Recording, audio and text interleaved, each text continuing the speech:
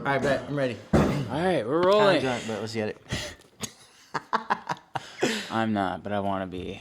Go ahead and introduce yourself. All right, my name is Sario. I am an experimental / dubstep DJ. I've been making EDM for about 3-4 years. I started making beats about 8 years ago. I worked with some guys at Georgia State, like Gremlin, Guapo, like those guys. But yeah, I've been in music for like 8 years, been DJing for about 3 or 4 career. And yeah, that's where we're at now. What kind of made you make the jump from producing to DJing? So working with rappers is a little tough just because you're relying on them to finish the songs, right? So let's say I make an amazing beat and the rapper who wants to get on it, and back then, like I'm talking, I had no followers. Like I'm selling these beats for like $50. Yeah. I make an amazing beat, I sell it for $50, Yeah. and the rapper gets on it and just like ruins Absolutely that. shits on it. Yeah, It's disgusting. terrible experience. And I was like, I did this for a while. I have a couple good songs I produced, but I was making like a beat a week. And I was like, let me make something that can exist by itself. And that's what got me into EDM. I went to my first EDM show probably like 2018. I was like, what is this? Mm-hmm. So you don't really get it till you see it live. No.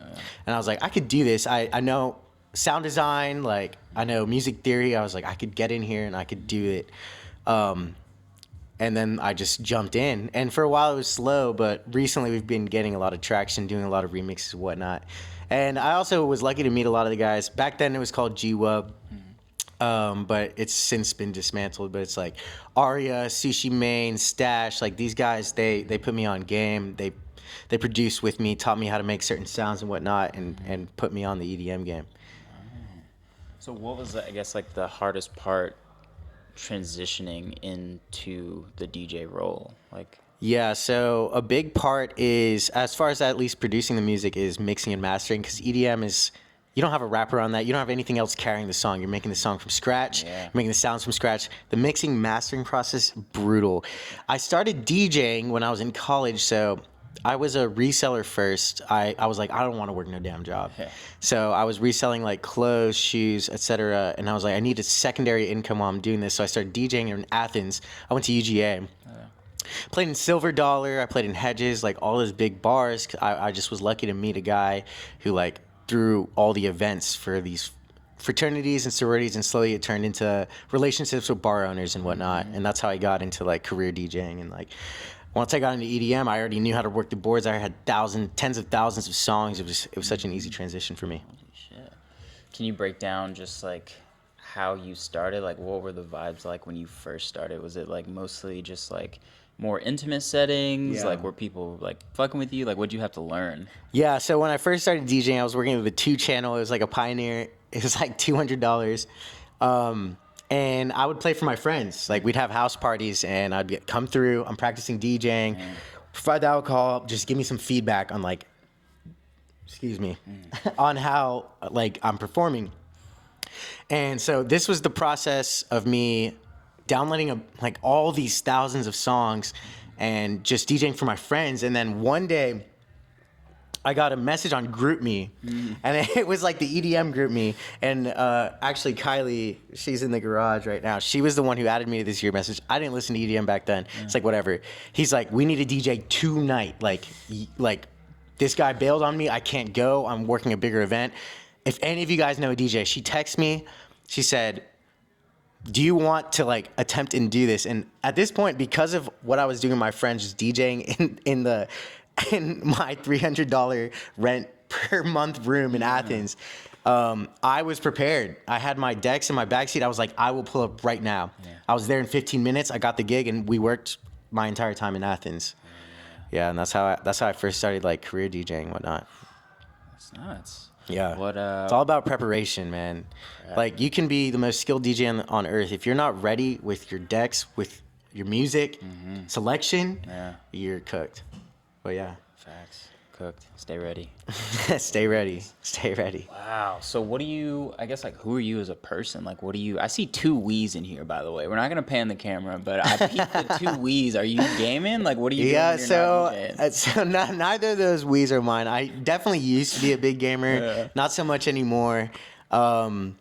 You know, I've got my like. I mean, I've always been a dork. If we're being honest, like you don't get into music if you're not a fucking nerd. These are facts. Nerds. Like people were out there playing football and athletics. I was in my room watching anime and making music.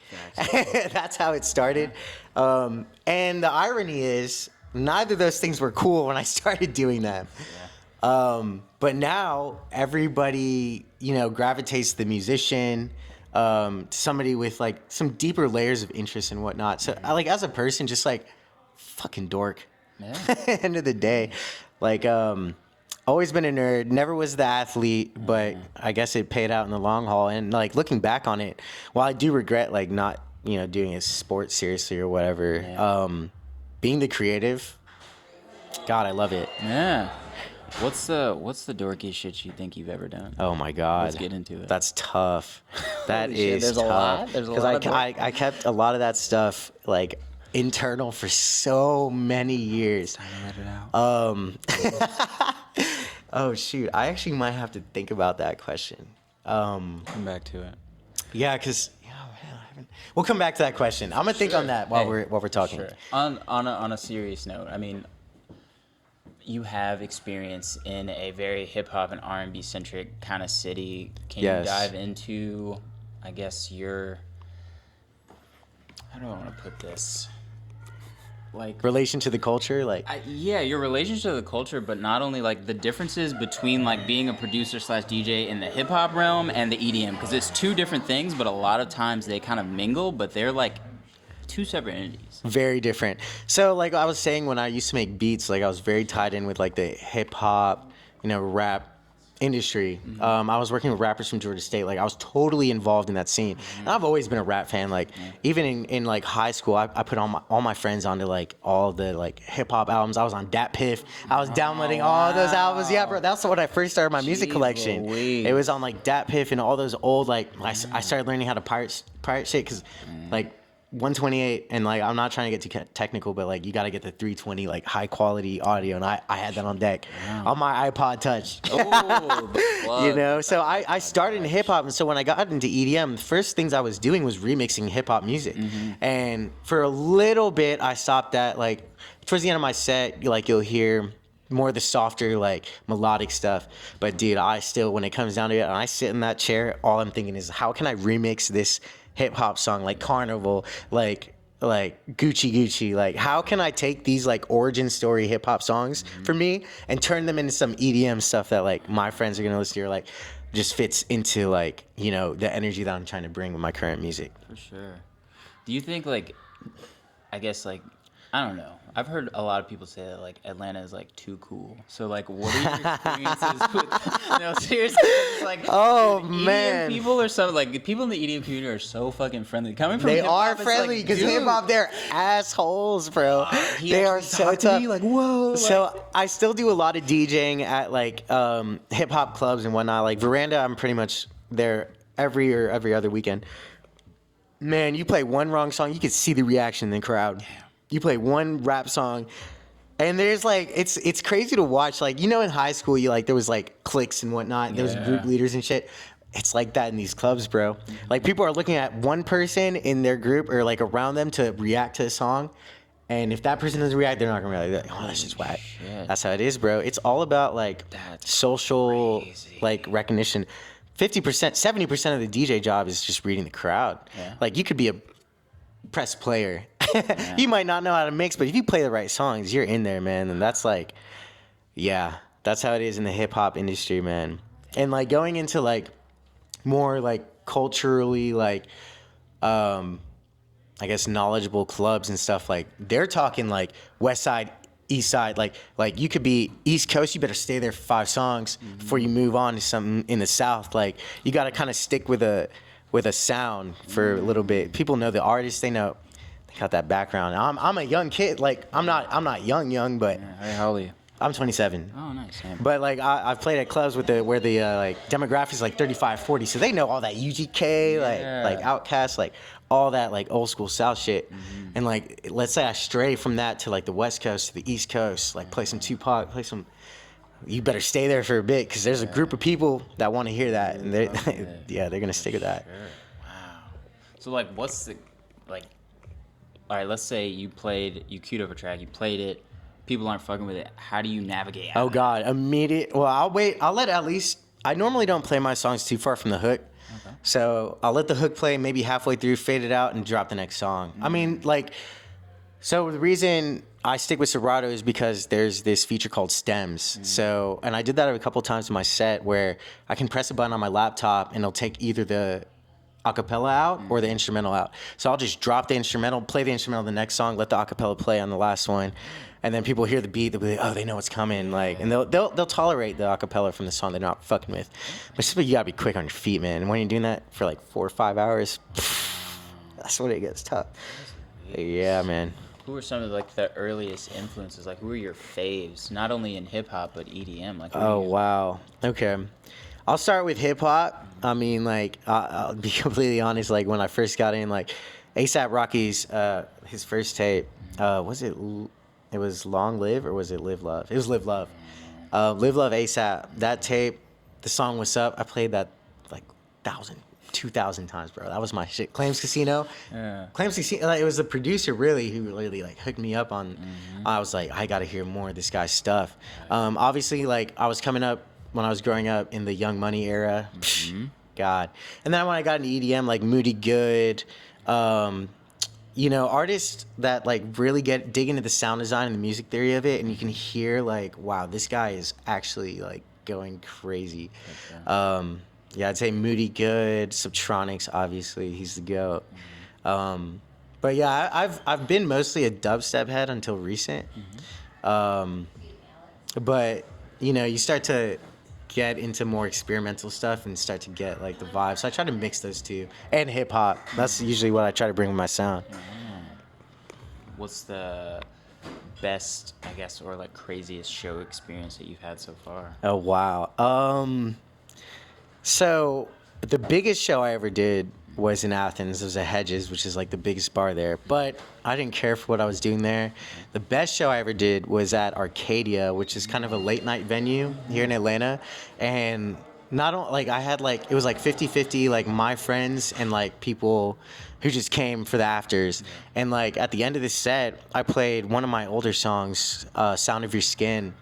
And it's like kind of a deeper cut, like an emotional one. And all my friends came behind the decks, and there's shots of me just like this, and all my friends just like with their hands up, and we're just like feeling that like energy of the song, man. That's the best gig I've ever done, easily. Great. Holy shit. So we touched on the past gigs. Where do you want to play? Any residencies, any festivals? Like, what? Yeah. If everything goes right, where do you see yourself? Money-wise, I'm seeking residencies in some of the bigger clubs. I've had some leads recently. Music industry's tough. People lie to you. People give you false hope all the time. Like, I thought I was going to be playing at Dark Horse. Didn't happen. Like, you know, bigger clubs like that. That's the goal. District. I love playing EDM, but I'm also very good at, like, hip-hop and, like, you know, all that stuff. Let me think of... I really want to play a tongue groove. I love playing Latin music too. But yeah, I mean, I would love to play bigger stages as an EDM DJ, you know, playing my own music. I think that's the goal, because I mean, a lot of my peers are currently doing that. You know, like Stash, Sushi Man, like those guys, they're killing out here. They're killing. And I'm trying to get on that level, but man, they're so talented. Yeah, sure. I'm competing with the best out there. Shout out. All right, where are you from? Like, what's your origin? Or That's a great question. So I was born in Jersey. My mom is from Puerto Rico, and my dad is from the Cape Verde Islands. Cool. So it's off the west coast of Africa. That's where I get most of my blood. Senegal is where most of my heritage comes from. Yeah, just a mixed pot, man. I had to take an ancestry test to find all this out, because like not even my family knows. You know, they were like, I don't know what you are. Like, you have to figure that out yourself. Yeah, wow. Do you have any like celebrity lookalikes? God, man, I get Drake, but I don't think I look like Drake. You kind of look like you kind of look like Drake, dude. Like, I don't know. You kind of look like a little bit of everybody. I was like, do I know yeah. This is my neighbor from like 10 years ago. Drake, The Weeknd, those are two like artists. I don't think I look like either of those motherfuckers personally, but yeah, those are the two biggest ones I get. Oh man, you look like Drake. I'll be walking in the street. Yeah. Not since I've been growing the curls out too much, but. Wow. Comment below, Drake. Comment who you think he looks like. What's up next? Big, like any upcoming like shows, projects, anything big you want the people to know? Yeah, so I'm playing tomorrow. I don't think this will be out by the time. Will not. Okay, so yeah, I'm working on a project. It's a remix project. Like I've got Carnival, $1 Million Baby, Gucci on that. But once I'm done with these remixes, I'm gonna lock in more to like the melodic stuff. My songstress, Sophia, shout out Sophia. Her and I are working on a couple projects, and I think we're gonna do a duo EP. And we just talk about like some of the darker themes, I guess. Like Miseria, one of the songs I played tonight was about like addiction. We're writing a song about just like leaving it all behind, going to the ocean, and like feeling like nature, just being one one with nature.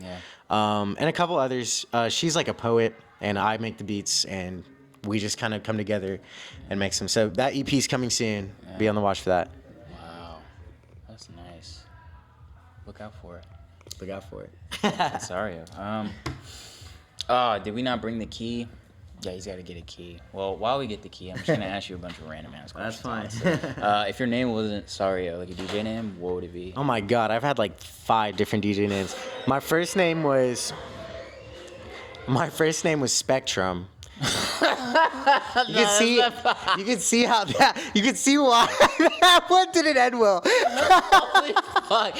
That is bro. So this is before. This is like before. Like that was like I was like a kid, right? Yeah. I was like, I make a spectrum of music and sounds. Like that's gonna be my name. And then I got to high school. I was like, wait a second.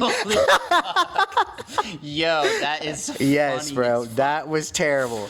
Then I renamed myself Nocturne. That lasted for like 3 months. Yeah. And then Indict the World. And I was like, this is stupid as hell. Mm-hmm. And then I was like, why don't I just take part of my last name and make that my name? And that's just stuck. Like, sorry, it rolls off the tongue. But yeah, Spectrum, bro. That was the first one, bro. Crazy. Dead ass. I wish I was lying about that. Oh, yeah. Huh? Oh, we got a guest question? Get in. All right, Alex. I got some guest questions. Yeah. No, you got one. We've been doing guest questions. I got one guest question. All right. Only one guest question. This better be good. All right. Man, so hold up. I asked a bunch of questions earlier. So you want me to ask a new question? Bro, yes, please. All right.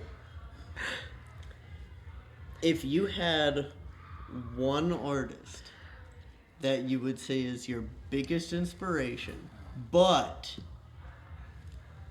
this artist gives you the most, like, I don't want to say ick vibes, but like they're kind of teasing you. He's trying to ask if you'd attend a Diddy party, all right? Just like, break me up. No. Not Diddy shit. vibes. Like that shit's messed up. But hey, like if you had like, is it a house artist or something that like you I don't look up to no house artists, you go to respectfully. their show and you're like, I really like this song, but then you start listening to it and you're like, no. Like, who would it be? What the? Okay, I would say Excision because I fuck with him, but he's hella corny. Yo. He's a great producer. He makes great sounds. Like you got to look up to the guy, even though his music is corny as hell sometimes. 100%. I agree with that. Like, sometimes it feels like I'm listening to Corn on the Cob. And, you know, I don't blame you. Okay. Like, I literally do not blame you. Like, that, man, it's not anything against him. I love it. Yeah, makes good music. Fell asleep at Bonnaroo. Fell asleep. I fell asleep to Excision a couple times. Fair enough. It's deep.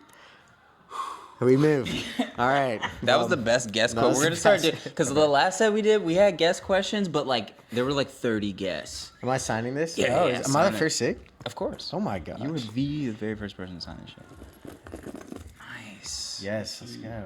Oh, yeah. That's not too big. I can. No, make you this gotta sign one. it huge, actually. Yeah, it's like, All right. Well, thank you guys so much. If we're done with questions, Yeah. I appreciate y'all pulling up. Shout out Private Property. Pulled up with all the camera gear. We made a movie tonight. Sure Can't did. wait to see the results. Hell yeah. Shout out to y'all. Thank you. take it easy.